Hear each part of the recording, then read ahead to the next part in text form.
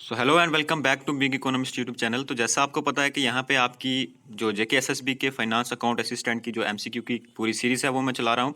इससे पहले जो आपकी 4 वीडियोस मैंने अपलोड की हैं वो आपकी सभी जो जेएसए में इकोनॉमिक्स के क्वेश्चन पूछे गए हैं उनकी सभी की जो शिफ्ट्स की थी 4 शिफ्ट की मैंने अपलोड की हुई है। अगर आपने वो वीडियो नहीं देखी तो डिस्क्रिप्शन में उसका लिंक होगा फुल प्लेलिस्ट का, आप वो जाके देख सकते हैं। उसमें आपके 100 एमसीक्यू जो हैं वो जो आपके जेके एसएसबी आपके जेएसए के एग्जाम में आए हुए थे इकोनॉमिक्स के, वो कवर किए गए थे। ठीक है, उसमें लिंक जो है डिस्क्रिप्शन में मिल जाएगा, आप वो जाके देख सकते हैं। हर शिफ्ट में 25 क्वेश्चन जो है वो मैंने कवर किए थे। तो 100 एमसीक्यू जो है आप वो देख सकते हैं, काफ़ी इंपॉर्टेंट क्वेश्चन हैं वो। और आप उन क्वेश्चन से आप एक एस्टिमेट लगा सकते हैं कि किस तरह से जो है क्वेश्चन जो है फ्रेम होंगे आपके अपकमिंग एग्जाम्स में। तो आज का वीडियो जो है ये सारे आपके जितना भी पूरा सिलेबस है उसमें से जो टॉप क्वेश्चन हैं, टॉप एमसीक्यूज हैं, मोस्ट एक्सपेक्टेड जो हैं उनमें वो क्वेश्चन मैंने यहाँ पे कवर किए हैं। तो उन क्वेश्चन से मैं करूँगा, इनमें से कुछ क्वेश्चन जो है स्टूडेंट ने मुझे सेंड किए थे, तो सभी क्वेश्चन जो है मैं इसमें कवर करूँगा। साथ ही साथ मैं ये आपको बताऊंगा कि किस किस टॉपिक से ये क्वेश्चन आए हुए हैं। ठीक है, जिससे कि आपकी एक तरह की रिवीजन जो है वो हो जाएगी और इनकी अच्छे से एक्सप्लेनेशन जो है मैं आपको देने वाला हूँ। तो फर्स्ट क्वेश्चन जो अभी आप स्क्रीन पे देख रहे हैं वो स्टार्ट करता हूं मैं। इससे पहले मैं आपको बता दूं, चैनल आप सब्सक्राइब कर सकते हैं और इन सभी पीडीएफ्स की जो लिंक जो आपकी पीडीएफ्स होंगे, इनके जो कॉपीज होंगी ये आपको मिलेंगी मेरे टेलीग्राम पे प्लस इंस्टाग्राम पे, लिंक्स डिस्क्रिप्शन में है, वहां जाके आप उन्हें ज्वाइन कर सकते हैं। सबसे पहला क्वेश्चन आप यहाँ देख रहे होंगे, क्वेश्चन लिखा है after the introduction of new economic reforms capital foreign capital in the form of dash and dash entered over country. तो यहाँ पे ये बोल रहा है हमें कि जब हमारे इकोनॉमिक रिफॉर्म्स हुए थे, यानी ये बात कर रहे हैं 1991 की। ठीक है, आपके जो सिलेबस में आपका टॉपिक है इकोनॉमिक रिफॉर्म्स का 1991 का, वहां से ये क्वेश्चन आया हुआ है। और ये आपसे पूछ रहा है कि जब इंट्रोड्यूस हुए थे न्यू इकोनॉमिक रिफॉर्म्स 1991 के, उसके बाद में जो फॉरेन कैपिटल थी वो किस फॉर्म में जो है हमारी कंट्री में जो है एंटर होती, तो हमें वो 2 फॉर्म्स बतानी है। ठीक है, यहाँ पे आपको ऑप्शन दिख रहे हैं 4। ठीक है, फर्स्ट लिखा है एफसीआई, एफडीआई, एफआरआई, एफडीपी। ठीक है, एफडीआई, एफएफआई और एफडीआई एंड एफपीआई। तो यहाँ पे मैं आपको बता दूं जो आपका राइट आंसर रहेगा वो रहेगा डी। ठीक है, क्योंकि यहाँ पे एफडीआई और एफपीआई इसका मतलब है foreign direct investment and foreign portfolio investment. ठीक है, सबसे पहले आपको पता होना चाहिए ये फॉरेन डायरेक्ट इन्वेस्टमेंट क्या है और फॉरेन पोर्टफोलियो इन्वेस्टमेंट क्या है। ठीक है, दोनों का डिफरेंस क्या है। तो एफडीआई जो होता है, जब कोई भी इंडिविजुअल फर्म या फिर इंडिविजुअल फर्म या कंपनी जो है हमारी कंट्री में इन्वेस्टमेंट करती है, तब उसे हम बोलते हैं एफडीआई। इन्वेस्टमेंट किस तरह से करती है वो मैं एज एग्जांपल आपको समझाऊंगा। उससे पहले मैं एफपीआई आपको बता दूं, फॉरेन पोर्टफोलियो इन्वेस्टमेंट जो होता है ये एक ऐसा इन्वेस्टमेंट होता है जब कोई फॉरेन इंडिविजुअल या फिर फर्म जो है हमारे डोमेस्टिक इंडस्ट्री के फाइनेंशियल सेक्टर में जो है इन्वेस्टमेंट करती है, लाइकवाइज हमारी सिक्योरिटीज़ में इन्वेस्टमेंट करती है, या यहाँ की किसी कंपनी की सिक्योरिटीज़ को जब है परचेज करती है। यहाँ पे अगर एक एग्जांपल देखेंगे तो स्टॉक या बॉन्ड या शेयर्स जब कोई बाहर की कंपनी या बाहर का इंडिविजुअल जो है हमारी कंपनी से खरीदेगा तो उसे हम एफपीआई में काउंट करेंगे, ना कि एफडीआई में। तो वो फॉरेन पोर्टफोलियो इन्वेस्टमेंट रहेगा। ठीक है, यानी सिक्योरिटीज़ को परचेज करना बाय जो फॉरेन इन्वेस्टर्स होंगे या फिर फॉरेन इंडिविजुअल या फर्म्स होंगे, वो हमारी डोमेस्टिक इंडस्ट्री में से जब अपना सिक्योरिटीज को परचेज करेंगे in the form of shares और बॉन्ड्स, तो उसे हम बोल देंगे फॉरेन पोर्टफोलियो इन्वेस्टमेंट। लेकिन एफडीआई जब कोई डायरेक्ट इन्वेस्टमेंट होती है, लाइकवाइज यहाँ पे कोई एक आपकी इंडस्ट्री है जो सेटअप हुई है, लाइकवाइज हम इसे बोल सकते हैं कोई क्लॉथ की इंडस्ट्रीज है या शू की इंडस्ट्री है, तो वहां पे अगर कोई इंडस्ट्री डायरेक्ट जो है अपनी इन्वेस्टमेंट कर रही है, लाइक उसमें पैसा डाल रही है डायरेक्ट, ठीक है, उसमें इन्वेस्टमेंट कर रही है, तो उसे एफडीआई कहेंगे।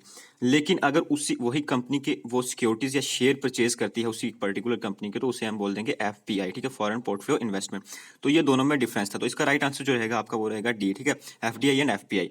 नेक्स्ट क्वेश्चन की तरफ मूव ऑन करते हैं। नेक्स्ट क्वेश्चन आपको दिख रहा है, what is the magnitude of the slope of an indifference curve. बात हो रही है इंडिफरेंस कर्व की, आपका टॉपिक है, आपको पता है indifference curve, consumer equilibrium using indifference curve आपको बताना होता है। ठीक है, यहाँ पे मैंने आपको बना के बताया अभी इंडिफरेंस कर्व। यहाँ पे ये क्वेश्चन हमें पूछा गया है, what is the magnitude of the slope of an indifference curve. तो हमें यहाँ पे आपको फोकस करना होगा वर्ड जो यहाँ पे पूछा गया उन टर्म्स के ऊपर फोकस करना होगा। तो यहाँ पे लिखा है मैग्नीट्यूड, इसका मतलब है कि जो स्लोप होता है उसको हम किस तरह से मेजर करते हैं। ठीक है, या फिर उसे हम क्या कहते हैं। सबसे पहले तो इंडिफरेंस कर्व का स्लोप आपको पता होना चाहिए, change in Y point change in X. ठीक है, ये होता है स्लोप ऑफ इंडिफरेंस कर्व। इसी को हम क्या बोल देते हैं, इसी को हम बोलते हैं MRS। ठीक है, यानी मार्जिनल रेट ऑफ सब्स्टिट्यूशन। इसका क्या मतलब है, एक बार मैं अगर आपको अच्छे से एक्सप्लेन करके बताऊं तो यहाँ पे मैं अगर इस तरह से ड्रा करता हूं, यहाँ पे क्यूमुलेटिव वाई है, यहाँ पे एक्स है, तो यहाँ से आप कितना जो है गिव अप करेंगे for gaining of this much of x. ठीक है, यानी चेंज इन वाई जो आप छोड़ रहे हैं, ठीक है, जो आप गिव अप कर रहे हैं for gain of change in X, ठीक है। यहाँ जो चेंज होगा वाई में with respect to change in X, ठीक है, उसे हम बोल देंगे एम आर एस, यानी हम किस रेट से जो है सब्सिट्यूट कर रहे हैं एक्स और वाई के बीच में, उसे बोलते हैं एम आर एस। तो यहाँ पे वही पूछा गया है कि जो वो मैग्नीट्यूड होता है, ठीक है, जिससे हम मेजर करते हैं उसे क्या बोलते हैं। तो आपका राइट आंसर यहाँ पे रहेगा डी, ठीक है, यानी मार्जिनल रेट ऑफ सब्सिट्यूशन, ठीक है, जिसके हम एम आर एस बोलते हैं, जिसका फॉर्मूला होता है change in Y point change in X, ठीक है। तो ये आपको याद रखना है, चेंज इन वाई यानी जितना आप गिव अप करेंगे वाई में गेन करने के लिए एक्स के, ठीक है। तो ये आपका इसका फॉर्मूला रहेगा और ये इसका आंसर जो है रहेगा डी। नेक्स्ट क्वेश्चन यहाँ पे आपको दिख रहा होगा, नेक्स्ट क्वेश्चन है आपका which of the following explains that the satisfaction और utility that one drives from the product decreasing as they consume more and more of the product, यानी यहाँ पे बात हो रही है किसकी, law of diminishing marginal utility की, ठीक है। तो ऑप्शंस यहाँ पे आपको दिख रहे होंगे, law of diminishing marginal, law of diminishing returns, law of diminishing marginal utility, ठीक है। इसी तरह से आपको दिख रहा है नीचे थ्योरी ऑफ वैल्यू या फिर पैराडॉक्स ऑफ वैल्यू। मैं हर एक ऑप्शन को आपको एक्सप्लेन करके अच्छे से बता देता हूं, ठीक है। सबसे पहले तो आपको क्वेश्चन पे फोकस करना है। क्वेश्चन से आप ये समझ गए होंगे कि ये लॉ ऑफ मार्जिन यूटिलिटी की बात कर रहा है, यानी आंसर इसका राइट रहेगा ऑप्शन नंबर बी। मतलब है इसका, जब हम एक किसी कम्युनिटी की, ठीक है, यहाँ पे लिखा है किसी एक प्रोडक्ट, ठीक है, यहाँ पे आपको फोकस करना है इस टर्म पे, कि बोल रहा है कि जब हम एक किसी प्रोडक्ट से जो हमें यूटिलिटी मिल रही होती है वो डिक्रीज होती है। कब डिक्रीज होती है, जब हम मोर और कंज्यूम करते हैं, ज्यादा से ज्यादा कंज्यूम करते हैं, तो उस कम्युनिटी की जो यूटिलिटी होती है वो हमारे लिए डिक्रीज होती जाती है। लाइकवाइज यहाँ पे आप एक एप्पल जो है वो कंज्यूम कर रहे हैं, जब आप ज्यादा से ज्यादा कंज्यूम इसे करते जाएंगे तो एक टाइम ऐसा आएगा जब आपकी मार्जिन यूटिलिटी जो है वो डिक्रीज होती जाएगी एंड एक पॉइंट के बाद वो नेगेटिव भी हो सकती है, जैसा आपने इस कर्व में देखा होगा, ठीक है। ये आपकी रहेगी क्या, मार्जिनल यूटिलिटी ऑफ एक्स, ठीक है। मैं इसको अच्छे से एक बार बना के आपको बता देता हूँ। यहाँ पे ये आपको कर्व दिख रही है कुछ इस तरह से, ये रहती है आपकी मार्जिनल यूटिलिटी ऑफ एक्स में, यानी एक्स मतलब एक्स कम्युनिटी, ठीक है। तो यहाँ पे एक पॉइंट पे पहले ये डिक्रीज होगी जब हम ज्यादा से ज्यादा कंजम्पशन करेंगे इसकी, और एक पॉइंट के बाद ये जो है नेगेटिव हो जाएगी यहाँ पे, ठीक है। तो इस तरह से मार्जिनल यूटिलिटी ऑफ एक्स रहती है। यहाँ पे लिखा है लॉ ऑफ डिमाइजिंग रिटर्न्स, तो डिमाइजिंग रिटर्न्स जो है आपकी प्रोडक्शन में होता है, कंजम्पशन में नहीं होता है। वैल्यू, थ्योरी ऑफ वैल्यू का मतलब है ये हमें ये बताती है कि किस तरह से, ठीक है, किस तरह से जो है एक्सचेंज होता है वैल्यूज का, यानी जो एक प्राइस होता है गुड्स एंड सर्विसेज का वो किस तरह से डिटरमाइन होता है। तो ये भी इसमें राइट आंसर रहेगा। पैराडॉक्स ऑफ वैल्यू जो है ये आपने एक काफी फेमस पैराडॉक्स है, डायमंड वाटर पैराडॉक्स, जिसमें हमें ये बताया गया है कि किस के डायमंड की और वाटर की वैल्यू के बीच में लेके उनके प्राइसेस के, यानी डायमंड इतना कॉस्टली क्यों होता है और वाटर जो है वो इतना अवेलेबल होने के बाद भी उसकी कॉस्ट क्यों नहीं होता। तो यहाँ पे वैल्यू की बात की गई है कि जिस चीज की ज्यादा वैल्यू होती है उस चीज की ज्यादा प्राइसिंग जो है यहाँ पे बताई गई है। सोशल डिस्टिंक्शन का लॉ जो है यहाँ पे मेंशन होता है। तो ये आपका रहता है किसमें, डायमंड वाटर पैराडॉक्स में, ठीक है। तो ये आपके चार ऑप्शन थे। नेक्स्ट क्वेश्चन जो है आपका वो है marginal principle of Ricardian theory of rent given gives थी, ठीक है। यहाँ पे पूछा गया तो मार्जिनल प्रिंसिपल है, ठीक है, यानी जो उसका एसेंस है किसका, रिगार्डियन थ्योरी ऑफ रेंट का, वो क्या है। ऑप्शंस आपको दिए हैं, measure of rent, different nature of the land, quantities of labour and capital, assumption of free competition and unemployment. तो जो आपका राइट आंसर रहेगा वो रहेगा मेजर ऑफ रेंट। हमें पता है ये किसकी थ्योरी है, इसे हम बोलते हैं रिगार्डियन थ्योरी ऑफ रेंट। तो जनरली किसका प्रिंसिपल है, रेंट का प्रिंसिपल है, कैसे उसको मेजर किया जाता है। यहाँ पे आप सेकंड ऑप्शन देख रहे हैं, different nature of the land. तो यहाँ पे उस थ्योरी में ये बात की गई है दो तरह की लैंड की, एक फर्टाइल, ठीक है, एक फर्टाइल होगी एक फर्टाइल नहीं होगी, एक नियर बाय होगी सिटीज के, एक सिटीज के नियर बाय नहीं होगी। तो ये एक डिफरेंट मैटर है उस थ्योरी के अंदर, लेकिन जो थ्योरी की एसेंस है, जो प्रिंसिपल है, वो रहेगा मेजर ऑफ रेंट, क्योंकि ये थ्योरी ही जो है रेंट्स की है, ठीक है। तो ये आपका इसका राइट आंसर हो जाएगा फर्स्ट। नेक्स्ट क्वेश्चन जो आप देख रहे हैं वो है Which of the following is a simple measure of the distribution of income across the income percentile in the population, ठीक है। ये थोड़ा सा कंफ्यूजिंग क्वेश्चन था। यहाँ पे कुछ लोग जो है इसे बोल रहे थे पीपीपी यानी परचेजिंग पावर पैरिटी, ठीक है। तो यहाँ पे मैं आपको एक बार एक्सप्लेन करके बता दूं इन डिफरेंट जो इसके ऑप्शन है। सबसे पहले तो मैं बता दूं इसका राइट आंसर जो है वो ए रहेगा, गिनी कॉफिशिएंट रहेगा। ये जो गिनी कॉफिशिएंट है इसमें हम मेजर करते हैं कि कितनी इनइक्वालिटी है इनकम की विद टर्म्स टू परसेंटाइल्स, ठीक है।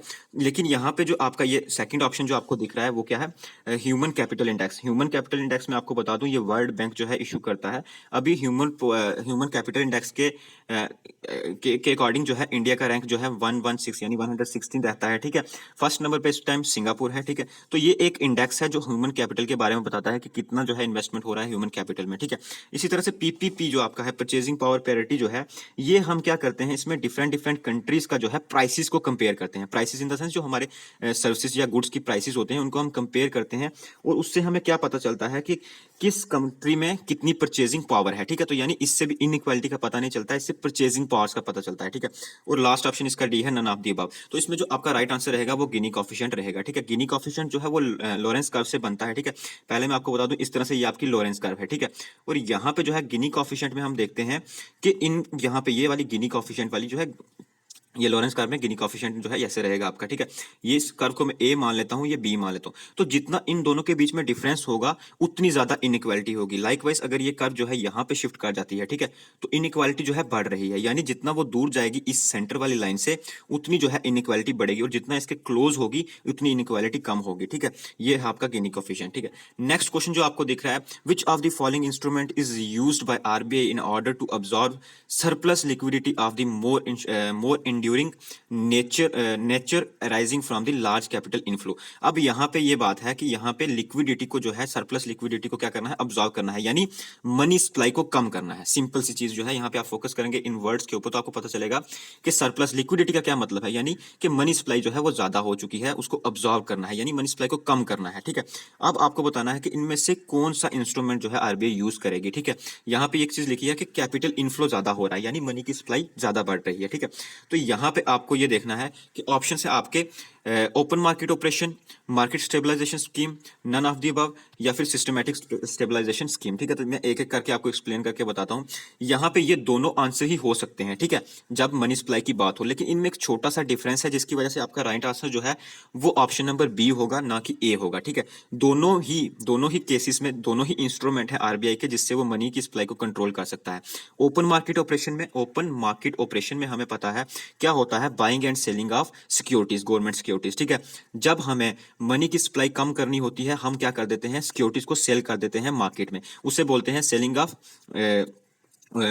सिक्योरिटीज, ठीक है। जब भी इस मनी की सप्लाई कम करनी है, हम सिक्योरिटीज को सेल करेंगे। सेल करने से क्या होगा कि लोगों के पास में जो पैसा है हम उनसे ले लेंगे, उसके बदले में उन्हें सिक्योरिटीज दे देंगे, ठीक है। और जब भी सप्लाई बढ़ानी होगी हम क्या करते हैं, बाय कर लेते हैं, ठीक है। लोगों से जो है हम वापस ले लेते हैं सिक्योरिटी, उसके बदले में उन्हें जो फंड दे देते हैं, तो मनी की सप्लाई फिर से बढ़ जाती है। ये ओपन मार्केट ऑपरेशन में होता है। इसी तरह से MSS, ठीक है, मार्केट स्टेबलाइजेशन स्कीम में क्या होता है, इसमें सिर्फ क्या होता है, सेलिंग होती है सिक्योरिटीज की, ठीक है। बाइंग जो है नहीं होती, ओनली सेलिंग होती है, यानी ये वन साइडेड है, यानी ये भी एक ओपन मार्केट ऑपरेशन का ही इंस्ट्रूमेंट है, एक एलिमेंट है, लेकिन इसमें सिर्फ सेलिंग होगी, किसकी, सिक्योरिटीज की, बाइंग जो है नहीं होगी। हमेशा याद रखना इन दोनों में यही डिफरेंस है, एक में सिर्फ सेलिंग होगी और ओपन मार्केट ऑपरेशन में बाइंग एंड सेलिंग दोनों होगी। और अब हमें पता है कि हमें क्या करना है, हमें सरप्लस जो है उसे अब्सॉर्ब करना है, यानी मनी की सप्लाई कम करनी है। तो हम क्या करेंगे, हम सेलिंग करेंगे, किसकी, सिक्योरिटीज की। तो सेलिंग हमें पता है किसमें होती है, स्टेबलाइजेशन स्कीम में होती है, इसलिए इसका राइट आंसर बी रहेगा, ना कि ए रहेगा, ठीक है। तो होप ये आपको क्लियर हो गया होगा। इसी तरह से नेक्स्ट क्वेश्चन जो है आपका लिखा है, which one of the following types of inflation description pair is not matched properly. हमें बताना है कि कौन सा इनमें से प्रॉपर्ली मैच नहीं है, ठीक है। फर्स्ट ऑप्शन लिखा है moderate inflation, inflation is in single digits less than 10%। तो मॉडरेट इन्फ्लेशन बिल्कुल राइट लिखा है कि वही होता है जिसमें 10% या फिर 10% होता है या लेस देन 10% होता है, सिंगल डिजिट में होता है, उसे हम मॉडरेट इन्फ्लेशन बोलते हैं, ठीक है। सी ऑप्शन है डिस इन्फ्लेशन, क्या क्या मतलब होता है, fall in the rate of inflation. ये भी बिल्कुल जो है मैच जो है राइटली मैच हुआ है, ठीक है। और सी है आपका creeping inflation, rate of inflation slowly increase over time. तो ये भी बिल्कुल जो है परफेक्टली मैच है, ठीक है। ये तीनों ही जो है ये परफेक्टली मैच आपको दिख रहे हैं। मॉडरेट इन्फ्लेशन यानी जब सिंगल डिजिट में इन्फ्लेशन हो, डिस इन्फ्लेशन मतलब जब रेट ऑफ इन्फ्लेशन में डिक्रीज हो या फॉल हो, और क्रीपिंग इन्फ्लेशन मतलब जब rate of inflation slowly increase हो। लेकिन यहाँ पे सेकंड ऑप्शन जो है वो मिस मैच है, ठीक है, यानी वो अच्छे से मैच नहीं है, परफेक्टली मैच नहीं है। स्टैगफ्लेशन का मतलब यहाँ लिखा है फॉल इन प्राइस और नेगेटिव इन्फ्लेशन रेट, लेकिन स्टैगफ्लेशन का क्या मतलब होता है, राइज इन इन्फ्लेशन होता है, यानी हाई इन्फ्लेशन रेट होता है विद अनएम्प्लॉयमेंट, ठीक है। आप इसको याद रखें, इसे नोट कर लें, हाई इन्फ्लेशन विद अनएम्प्लॉयमेंट, ठीक है। जब ऐसे कंडीशन होगी तो उसे स्टैगफ्लेशन बोलेंगे। तो यहाँ पे मिसमैच कौन सा है, ऑप्शन बी। तो राइट आंसर होगा ऑप्शन बी, ठीक है। होप ये आपको क्लियर हो गया होगा। उसके बाद लिखा है read the following statement with reference to the planned and market economy के रेफरेंस में हमें ये दोनों जो है रीड आउट करनी है और अपना आंसर देना है। फर्स्ट लिखा है द एक्टिविटी इन मार्केट, कौन सी मार्केट, मार्केट इकोनॉमी में is not determined by the supply and demand of the goods and services. Second part लेते हैं, in the planned economy government on the factors of production such as land, labour, capital या सारे resources जो होते हैं। तो first option आप अगर फोकस करेंगे तो मार्केट इकोनॉमी यानी कैपिटलिस्ट इकोनॉमी जो बोल रहे हैं, ये बोल रहे हैं मार्केट इकोनॉमी में क्या होता है कि जो मार्केट इकोनॉमी जो होती है वो डिटरमाइन नहीं होती supply and demand of goods and services से। तो ये जो है ये इनकरेक्ट होगा। मार्केट इकोनॉमी वही होती है जिसमें मार्केट की जो डिमांड और सप्लाई होती है उसके ऊपर डिपेंड करते हैं क्या, गुड्स एंड सर्विसेज के, यानी प्राइसेस कैसे डिटरमाइन होंगे, जो फोर्सेज होंगी मार्केट की, डिमांड एंड सप्लाई। तो यहाँ पे लिखा है नॉट डिटरमाइंड, तो यहाँ पे डिटरमाइंड होती हैं, नॉट डिटरमाइंड नहीं आएगा। तो इसका राइट आंसर रहेगा आपका ओनली सेकंड, ठीक है, सेकंड जो है वो राइट आंसर रहेगा। तो यहाँ पे आपको दिख रहा है first is false, second is true, तो ये इसका राइट आंसर रहेगा।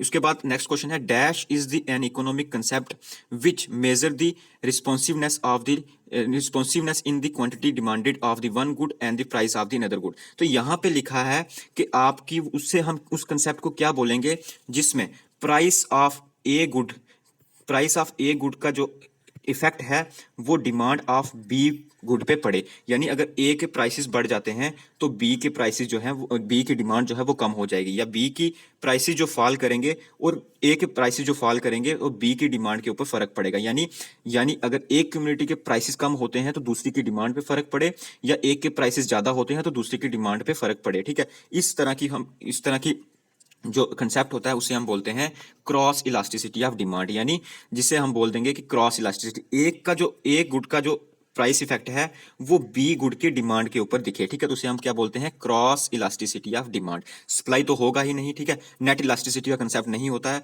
ना ही इस तरह का कुछ कंसेप्ट और आपको दिखेगा। तो इसमें राइट आंसर रहेगा आपका ए।